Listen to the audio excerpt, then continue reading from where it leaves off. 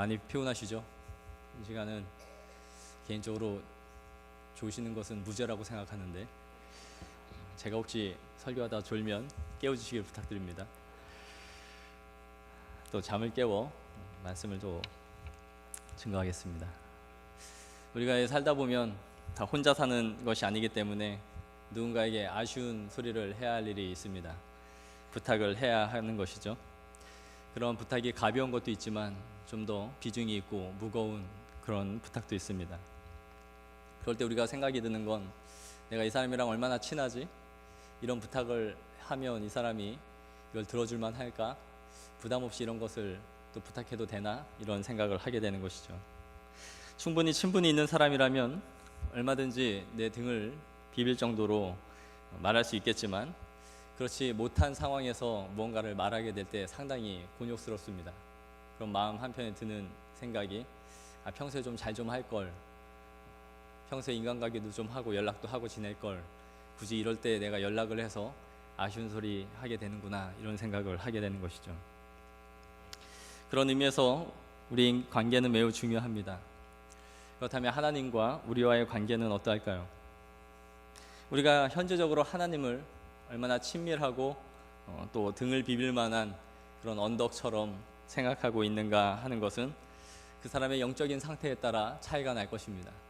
자기가 하나님을 가까이 친밀하게 대하는 사람이라면 언제든지 그런 말을 하나님 앞에 아뢰고 해도 어색함이 없겠지만, 하나님과의 서먹하고 관계가 소원한 사람들은 내가 이런 걸로 또 하나님 앞에 기도를 하고 하는 것이 왠지 부자연스럽고 죄송하다, 이런 생각을 하게 되는 것이죠.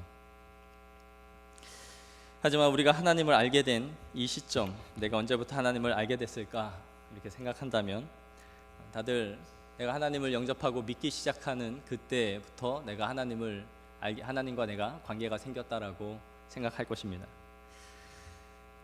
우리의 관점에서 보면 내가 하나님을 영접하고 신앙생활을 하는 그때부터이겠지만, 이 관점을 하나님의 관점에서 돌려본다면 그것은 하나님의 예정 가운데 있었고 하나님의 선택으로부터 시작된, 즉 태초부터 시작된 관계였다라는 것을 확인하게 됩니다. 그러니까 근본적으로 하나님과 우리의 관계는 매우 오래전부터 알고 있는 그런 사이였다라는 것이죠. 하나님은 만세전에 우리를 향한 계획을 가지고 계셨습니다. 이것은 우리가 가르치는 중요한 교리 가운데 하나인 선택의 교리입니다. 이 교리는 우리가 언제나 은혜로 묵상하여도 다함이 없을 만한 큰 교리입니다. 나의 존재, 나의 형편, 아무것도 없는 내 자신을 하나님께서 선택해 주셨다. 이 많고 많은 사람들 중에 내가 하나님의 부르심을 받은, 그 선택받은 사람이라는 것은 우리가 계속해서 묵상되어져야 할 주제입니다. 우리가 자주 부르는 당신은 사랑받기 위해 태어난 사람 찬양 노래를 하면서 태초부터 시작된 하나님의 사랑이 우리의 만남을 통해 열매를 맺고 할 때에 여기서도 태초부터 하나님이 우리를 향한 사랑이 시작됐음을 말하고 있는 것이죠. 태초라는 것은 이 땅이 지어지기 이전을 말합니다. 하나님이 이 세상을 창조하시기 이전부터 우리에 대한 계획이 있었고 우리를 사랑하셔서 부르셨다라는 것이죠.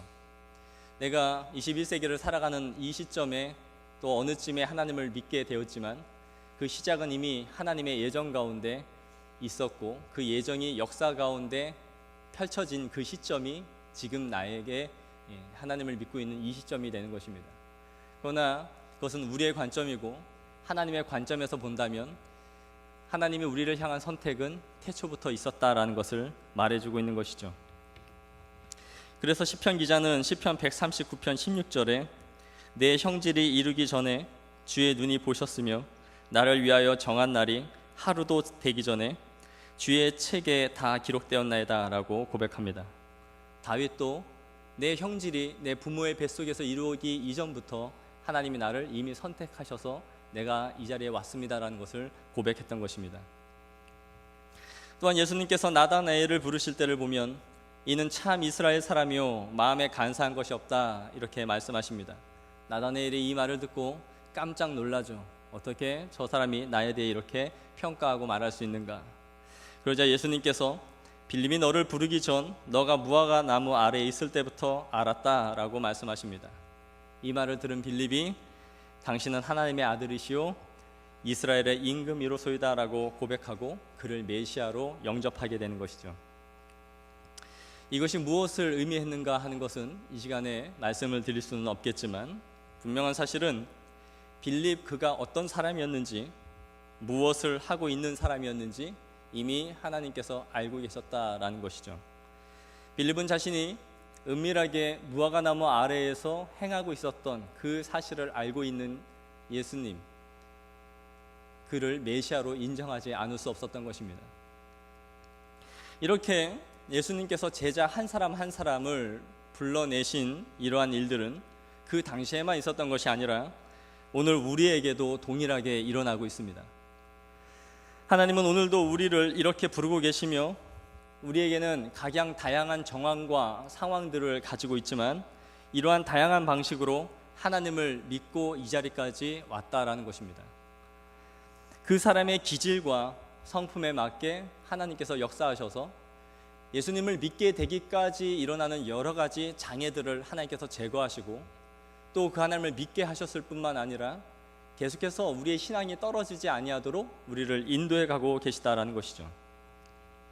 이것을 생각하면 생각할수록 이 하나님의 선택의 교리는 위대하고 아름다운 장로교의 교리입니다. 우리가 무엇을 행하기도 전에 하나님이 우리를 알고 계셨고 우리의 갈 길을 이미 계획하고 계셨다라는 것이죠. 그래서 우리가 읽은 본문에서도 곧 창세 전에 그리스도 안에서 우리를 택하사라고 말씀하고 있는 것입니다.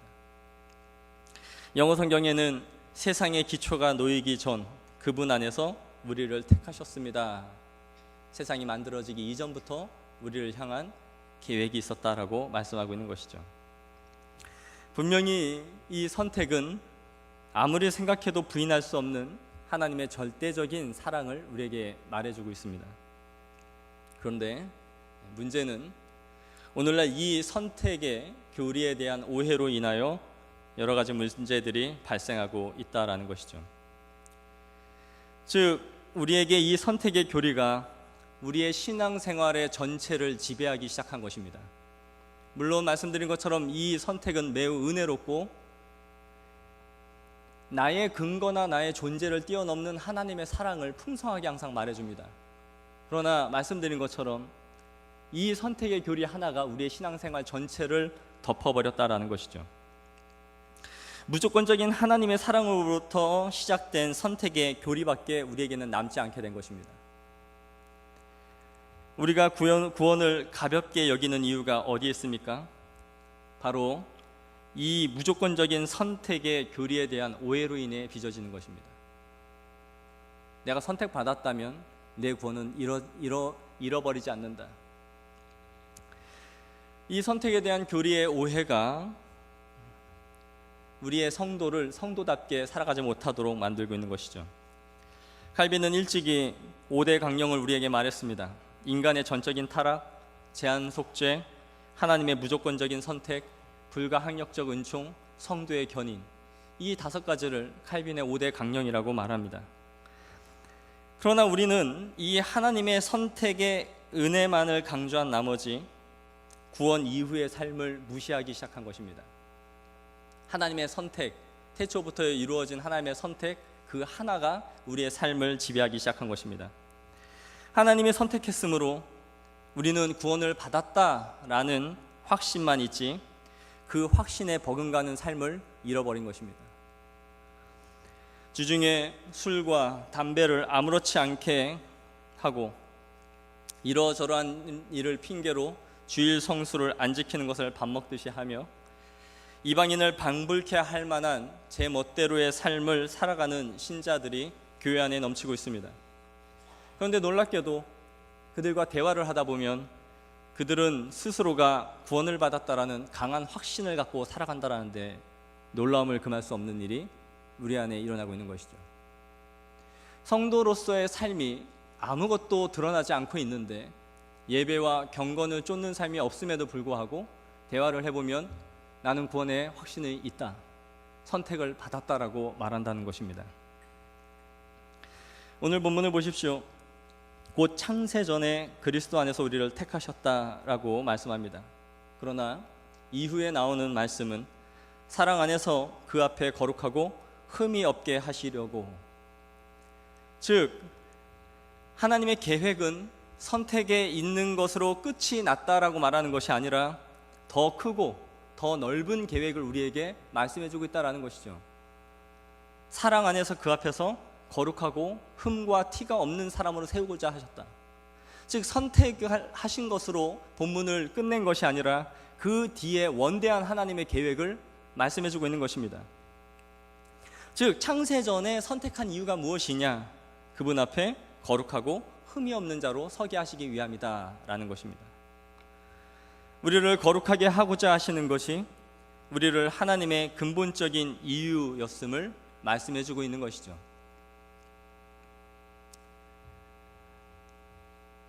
제가 초반에 조는 것이 무죄라고 했지 하나님께도 무죄라고는 안 했습니다. 저는 이해할 수 있지만 하나님은 어쩐지는 모르겠습니다. 하나님은 우리를 부르시고 거듭나게 하시는 것은 그분의 무조건적인 은혜에 기인합니다. 거기에는 우리가 단 1할이라도 보태거나 더할 수 있는 것이 없습니다. 우리가 하나님을 만나도록 이끌어 주시고 우리의 신앙생활을 가로막는 수없이 많은 방해물들을 극복하면서 하나님을 영접하게 하신 것은 하나님의 전적인 은혜입니다. 이것을 무조건적인 은혜, 우리에게 조건이 없이 주어졌다라는 것이죠. 그러므로 하나님의 선택과 중생, 즉 다시 태어나게 하시는 것, 우리가 하나님의 자녀가 되는 것은 하나님의 오직 주권, 무조건적인 은혜의 결과입니다. 그리고 하나님의 무조건적인 은혜 가운데 주시는 또 하나가 자연세계 가운데 주시는 하나님의 일반 은총입니다. 빛이나 공기나 바람이나 물, 이런 것들은 우리의 조건에 의해서 주어지는 것이 아니라 하나님께서 악인과 선인에게 골고루 동일하게 주시는 것입니다. 그래서 하나님을 믿지 않는 자, 땅을 저주하고 하나님을 거부하는 사람이 씨를 뿌리면 그 씨가 안 자라는 것이 아니라 또 자랍니다. 왜냐하면 하나님께서 악인과 선인에게 구별 없이 일반 은총 가운데 이러한 은혜들을 허락해 주시기 때문인 것이죠. 즉 무조건적으로 이러한 은혜들을 누리게 하시는 것이 있다라는 것입니다. 그러나 은혜에는 조건적인 은혜라는 것이 있습니다. 다시 말해 이러한 은혜는 우리가 수고하고 땀 흘리며 노력하고 인내함으로써 얻어지는 은혜들을 말합니다. 은혜는 조건적인 것과 무조건적인 것이 있으며 이 두 가지가 성경에 있다라는 것은 결코 모순이 아닙니다. 우리는 희한하게도 하나님이 전적으로 주시는 것이라고 말하면 맞아, 모든 게 은혜야 라고 생각을 하죠. 그러나 우리가 노력해서 얻어지는 것이 있다라고 한다면 뭔가 잘못된 것이 아닌가, 공로를 말하려고 하는 것이 아닌가, 그런 생각을 하는 것입니다. 수없이 많은 부분에 있어서 우리는 우리가 하는 것들을 공로로 삼아 하나님 앞에 나아가고자 하면서도 마치 우리의 행위를 강조하면 공로를 주장하려 하는 것이 아니냐라고 생각하는 것이죠. 그러나 결코 그렇지 않습니다. 성경은 많은 본문들에서 우리에게 조건들을 말씀하고 있습니다. 우리가 잘 알고 있는 요한복음 3장 16절을 보십시오. 하나님이 세상을 이처럼 사랑하사 독생자를 주셨으니 이는 저를 믿는 자마다 멸망치 않고 영생을 얻게 하려 하심이니라. 여기서도 조건이 있습니다. 구원에 있어서는 이는 저를 믿는 자라는 것으로 조건을 말씀하고 있는 것이죠. 골로새서 1장 23절을 보시면 만일 너희가 믿음에 거하고 터 위에 굳게 서서 너희 들은 바 복음의 소망에 흔들리지 아니하면 그리하리라. 22절에 그리스도 안에서 우리가 누린 은혜들을 말해주면서 23절에 바울은 믿음에 거하고 터 위에 굳게 서서 너희 들은 바 복음의 소망에 굳게 흔들리지 아니하면 그 22절에 말한 그것을 얻게 될 것이다 라는 조건절을 말하고 있는 것이죠. 예레미야 29장 13절을 보시겠습니다. 우리 다 같이 한번 이 구절 읽겠습니다. 13절입니다. 제가 읽겠습니다. 너희가 전심으로 나를 찾고 찾으면 나를 만나리라. 여기서도 조건은 내가 전심으로 나를 찾고 찾으면 이라고 말하고 있습니다. 예레미야 33장 3절에 너는 내게 부르짖으라. 내가 내게 응답하겠고 내가 알지 못하는 크고 비밀한 일을 내게 보이리라. 여기서도 우리가 하나님께 부르짖고 찾을 것이라는 조건절을 말씀하고 있습니다. 성경은 이 밖에도 수없이 많은 구절에서 우리가 하나님을 찾고 만나는 데 있어서의 조건을 갖고 있는 성경 구절들을 말씀해주고 있다라는 것이죠. 우리가 하나님 앞에 나아가는 데 있어서의 조건들을 말씀해줍니다. 그러므로 우리가 성경에서 말하는 은혜가 모두 다 공짜고 값없이 주시는 것이다 라고는 착각을 해서는 안 됩니다.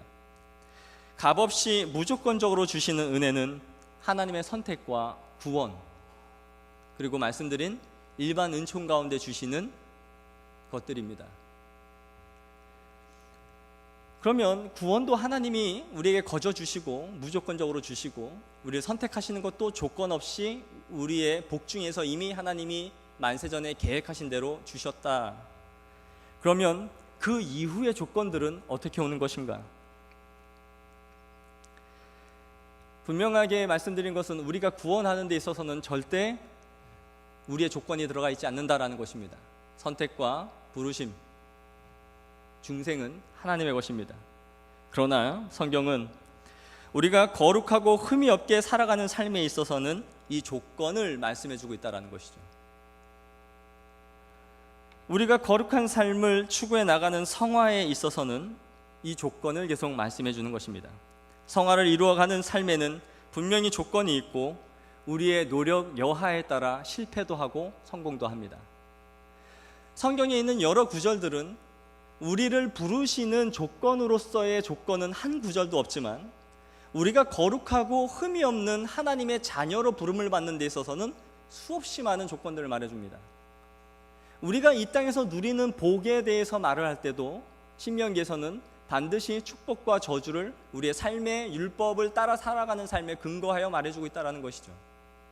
우리가 하나님의 은혜를 풍성히 누리고 살아가는 것, 성화되어 거룩하게 살아가는 데 있어서도 계속되는 조건을 우리에게 말씀해주고 있다는 것입니다. 너희가 나를 찾고 찾으면 더 많은 은혜를 받을 것이고 너희가 나를 멀리하고 말씀에서 멀어진 삶을 살면 점점 곤비해질 것이다. 즉 구원에 이르는 데 있어서는 조건을 말씀해주고 있지 않지만 구원받은 성도가 풍성한 삶을 하나님 앞에 어떻게 누리며 교제하며 살아갈 것인가 하는 데 있어서는 계속해서 조건절로 말씀하고 있다는 것이죠. 우리가 얼마나 말씀을 추구하고 그 말씀대로 살고자 하느냐에 따라 거룩한 삶을 살기도 하고 하나님을 모르는 이방인보다 더 심한 삶을 살기도 하며 하나님의 은혜를 누리며 매일 동행하기도 하지만 누군가는 하나님이 없는 그리스도인처럼 살아갈 수도 있다라고 성경은 말해주는 것입니다. 그러니까 성도가 구원받고 난 이후에 모두 다 공짜야, 무조건적이야. 은혜는 다 공짜야. 그렇게 생각해서는 큰 오산이라는 것이죠. 우리가 의지를 가지고 하나님을 예배하고 기도하고 찬양할 때 은혜를 받습니까? 아니면 세상에서 더 있을 때 은혜를 받습니까? 그건 무르나 마나한 것이죠. 다시 말해 거룩한 삶을 살기 위해서는 우리의 의지와 노력을 사용하는 것이고 자기를 부인하는 것이며 절제하는 것을 의미합니다. 부단히 자신을 깨뜨리는 것이죠. 그리고 중요한 사실은 이 성화의 삶은 우리가 하나님의 부름을 받고 중생을 입은 신자들 가운데 자연스럽게 일어나는 영혼의 작용이라는 것입니다. 내가 이렇게 이제 살아야지가 아니라 내 마음에서 거룩한 삶을 추구하여 가기 위해 힘쓴다라는 것이죠. 중생, 즉 거듭난다는 것은 내 마음의 틀이 변했다라는 걸 의미합니다.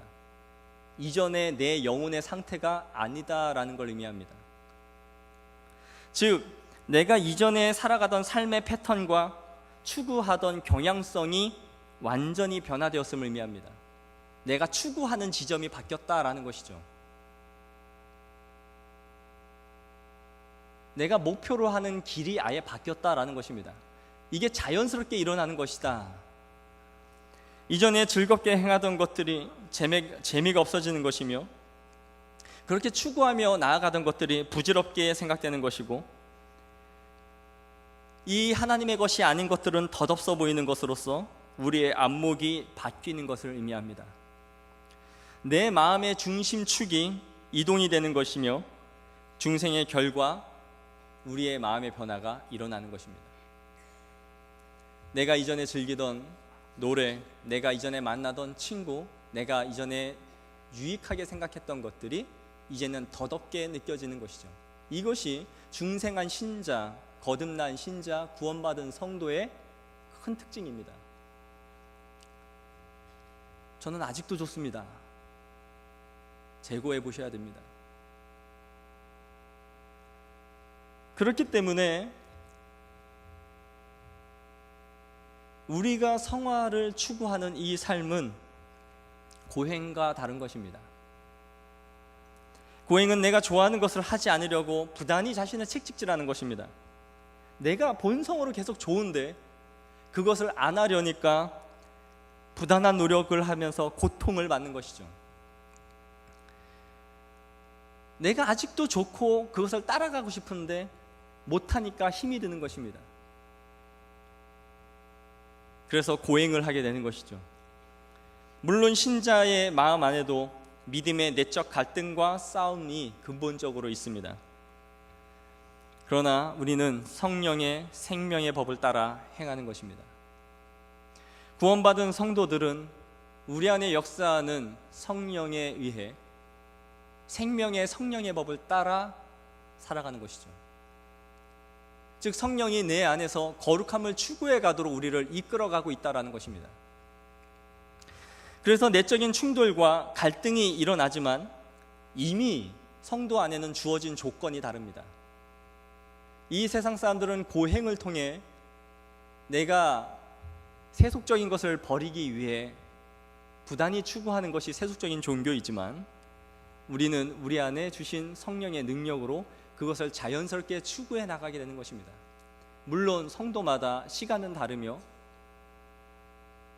걸리는 시일이 다르고 그것을 느끼는 시점도 다릅니다만, 근본적으로 방향은 거룩함을 향해 가게 되어 있다는 것이죠. 빠르고 늦을 수는 있고 거기에 대해 반응하는 속도가 다를 수는 있지만, 반드시 내적인 변화의 틀을 그가 형성됐다면, 구원받은 신자라면 구원에 받은 자의 거룩한 삶을 끊임없이 추구해 나감이 있다라는 것입니다.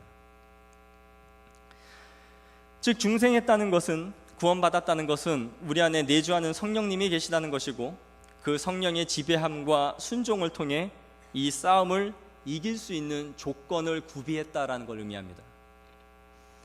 그렇기 때문에 하나님을 믿지 않는 자들이 고행하는 것과는 다른 것이죠.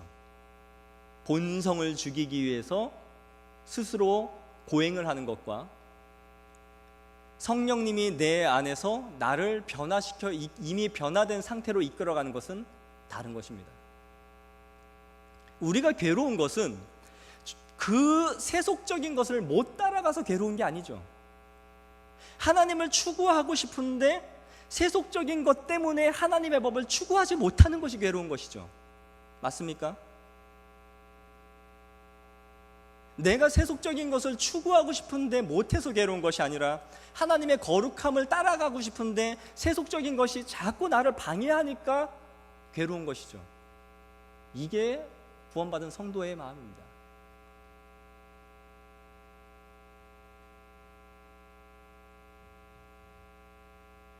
이 세상 사람들은 변화받지 못한 그 마음으로 세속적인 것을 추구하고 그것을 본성으로 안 하려고 죽이려 하니까 힘든 것이고, 우리는 이미 변화된 본성을 갖고 있기 때문에 거룩함을 추구해 나가지만 추구해 나가고자 하는 만큼 내 삶이 따라오지 않고 있기 때문에 괴로운 것과는 다른 것이죠. 그러나 여기서 얼마나 내 본성을 하나님께 이끌어가느냐의 싸움은 우리의 의지와 결단이 필요하다라는 것입니다. 물론 이것도 성령의 역사입니다. 바로 우리 안에 이 성령을 부어주심으로써 오늘 본문은 사랑 안에서 그 앞에 거룩하고 흠이 없게 하시려고 우리를 부르셨다라고 말하는 것이죠. 그래서 우리는 하나님 앞에 거룩해지고자 하는 부단한 영적 싸움을 해야 합니다. 히브리서 기자가 말하듯이 피 흘리기까지 싸우라. 우리가 이 문제를 바르게 이해하고 있지 않기 때문에 구원을 받았다라는 강한 확신은 갖고 살아가면서도 현실 속에서는 구원받지 않은 삶을 살아가는 성도들이 넘쳐나고 있는 것입니다. 한국교회는 거저받은 은혜, 공짜로 받는 구원만을 강조했지 성화의 싸움을 싸워 나가야 하는 우리의 영적인 전투에 있어서는 말하는 것을 가볍게 여겼습니다. 전부 구원받으라는 얘기는 했지만 구원받은 이후에 우리의 삶에 대해서 말해주지 않은 것이죠. 구원을 받았다는 확신은 있지만 세상 모든 사람들이 하는 투기를 하고 세상 모든 사람들이 하는 불법을 하면서도 양심의 가책은 느끼지 않는 성화의 삶이 이 세상에서는 드러나지 않는 길로 인도해버린 것입니다. 신대원에 다닐 때 종교개혁 주간이 되면 그 주간은 신학교의 축제의 기간입니다. 이때는 수업을 하지 않고 축제라고 해서 노래를 부르고 그러는 것이 아니라 다른 여러 학교의 교수님들을 모셔다가 신학 강좌를 하고 세미나를 여는 것이 보통입니다. 당시 백석대 장동민 조직신학 교수님이 오셔서 하나의 발제를 하셨는데 요지는 이러했습니다. 한국 교회는 윤리와 도덕적 설교를 강조하기보다 은혜의 설교, 그리스도의 십자가, 은혜를 강조해야 한다라는 것이었습니다. 은혜는 결국 교회가 윤리와 도덕적인 삶을 살아가게 하는 근본적인 것이다 라는 것이었죠. 저도 이 말에 동의를 했고 무슨 요지로 이러한 발표를 했는지를 이해했지만 저에게는 참을 수 없는 의문 한 가지가 들기 시작했습니다. 과연 한국교회는 은혜를 강조하지 않았기 때문에 이러한 상황에 이르렀는가? 우리에게 벌어진 일은 교회가 은혜를 선포해 주지 않았기 때문에 생긴 일인가? 은혜를 강조하지 않아서 삶에서 신앙의 싸움을 하지 않는 사람들이 이토록 많아져서 교회가 손가락질을 받고 욕을 먹기 시작했는가라는 것이었습니다. 모든 발제가 끝나고 나자 학생들에게 교수에게 질문할 사람이 있으면 질문을 해보라고 했습니다. 제가 보기보다 나서는 걸 굉장히 싫어하는 사람인데 그래도 이 본질적인 질문을 하지 않을 수 없어서 손을 들었습니다. 이거에 우리 성전에 한 7, 8배는 클 것 같은데 제가 손을 들면 무선 마이크를 갖다 줄 줄 알았습니다. 그랬더니 저를 이 앞으로 나오라는 것이었어요. 그 많은 아이들이 있는 데서 제가 이럴 줄 알았으면 절대 손을 들지 않았을 텐데 이미 물은 엎질러졌습니다. 손을 든 학생이 나와서 질문을 하라는 것이었어요. 소심한 제가 걸어 나가서 할 수 없이 물었습니다. 발제하신 것은 잘 들었는데 과연 한국교회의 이러한 현상과 문제가 교수님의 말씀처럼 은혜를 강조하지 않았기 때문에 생긴 일이라고 생각하십니까? 저는 지나치게 은혜만을 강조하여 윤리와 도덕을 등외시한 결과 한국교회가 이 지경에 처해인 것이 아닙니까? 이것이 과연 한국교회의 대안으로 교수님의 말이 맞다고 생각하십니까? 라는 질문이었습니다. 앞뒤 다 떼고 대답은 그래도 은혜를 강조해야 합니다 였습니다. 사회를 맡고 있던 저희 학교 교수님이 자기 생각에는 현 시점에 그래도 윤리는 좀 말해야 되지 않을까요? 하면서 그냥 끝냈습니다. 저는 하나님의 은혜를 부인하는 사람이 아닙니다. 우리 모두 그 은혜가 없었더라면 이 자리에 앉을 수도 없죠. 저 역시 목회자의 직분을 감당할 수 없는 사람입니다. 하지만 은혜 받은 신자가 그 은혜를 누리며 살아가고 그 안에서 거룩하고 흠없는 사람들로 세워지는 이 신앙의 경주에는 분명히 우리가 해야 할 영역들이 있습니다. 우리는 행위를 강조하면 율법주의라고 생각을 하고 구원의 은혜가 행위로 바뀌는 것은 아닐까 하는 두려운 생각들을 가지고 있습니다. 그러나 앞서 말씀드린 것처럼 우리가 그리스도인이 되기 위해서는 어떤 행위의 조건이 필요하지 않습니다. 주님의 부르심을 받는 데 있어서는 주님의 무조건적인 선택만 있을 뿐입니다. 묻지도 않고 따지지도 않는 하나님의 절대적인 주권일 뿐입니다. 그러나 그렇게 부름을 받은 하나님의 백성들은 그 이후에 성령의 능력으로, 성령이 주신 의지와 본성으로 하나님이 기뻐하시는 일들을 해나갈 수 있는 것입니다. 우리가 변화되었기 때문인 것이죠. 우리의 거룩한 의지가 발현되어져야 합니다. 주님을 의지하며 살기 위해 부단히 말씀을 가까이 하고 기도를 하는 것과 여러분의 직장에서 정직하고 성실하며 그렇게 사람을 대하고 그렇게 거래하며 친절하게 대하고 가정에서 남편과 아내와 자녀들을 사랑하며 하나님의 언약으로 맺어진 가정에 충실해야 합니다. 또한 언약 백성들의 공동체인 교회 안에서 서로 절제하며 사랑으로 사람을 세우는 일에 힘써야 하는 것이죠. 이것은 우리의 부당한 노력과 의지와 힘을 다해 이루는 것입니다. 저는 정말 은혜만 받으면 망나니 같이 되어가는 사람들이 가장 무섭습니다. 기도하고 은혜 받고 봉사를 많이 하면 많이 할수록 깡패 같은 신자들이 되는 사람들이 있습니다. 자신이 교회에서 헌신하면 헌신을 할수록 점점 더 무서워지는 사람들이 있습니다. 자기 위에 사람이 없는 안하무인격이 되는 것이죠. 자신이 하는 것이 무기가 됩니다. 이것은 바르게 은혜를 받은 것도 누리는 것도 아닙니다. 성경에 어떤 사람도 은혜를 이런 식으로 받지 않았고 은혜를 이런 식으로 누리지도 않았습니다. 우리는 거룩한 성화를 향해 걸어가야 합니다. 여러분의 기도가 어디에 초점이 맞추어져 있습니까? 우리의 기도의 제목은 무엇입니까? 나의 가정에, 사업장에, 산재에 있는 수없이 많은 기도 제목입니까? 좋습니다. 그 기도는 다 중요한 제목들입니다. 그러나 더 중요한 것은 그렇게 산재해 있는 이 여러 가지 문제들을 통하여 나를 빚으시고 하나님의 자녀됨을 회복시키시며 그러한 것들을 사용하셔서 하나님의 거룩함을 드러내며 성도로서의 자태를 드러내게 하시고자 하시는 하나님의 원대한 꿈이 있음을 보셔야 됩니다. 나의 목적 하나를 해결하기 위해 하나님께 닥달하며 기도를 하는 것이 아니라 이 무거운 해결할 수 없는 이 문제가 나를 깎고 변화시키고 나를 성도다운 하나님의 자녀로서의 자태를 드러낼 수 있다면 그것을 위해 하나님께서 우리를 얼마든지 사용할 수 있도록 내 자신을 내어드려야 합니다. 하나님, 나를 마음대로 다루시옵소서. 이 무거운 중압감이 넘치는 이 인생의 무게로 인하여 내가 하나님 앞에 거룩한 자녀로서 흠이 없고 티도 없는 하나님의 백성으로 드러날 수 있다면 오히려 이 문제가 있는 것이 나에게 유익하니이다. 이것이 우리의 고백이 되어야 하는 줄 믿습니다. 그리하여 6절에 말씀하는 것처럼 이는 그가 사랑하는 자 안에서 거저 주시는 바 그의 은혜의 영광을 찬송하게 하려는 것이라. 이 목적을 이루길 원합니다.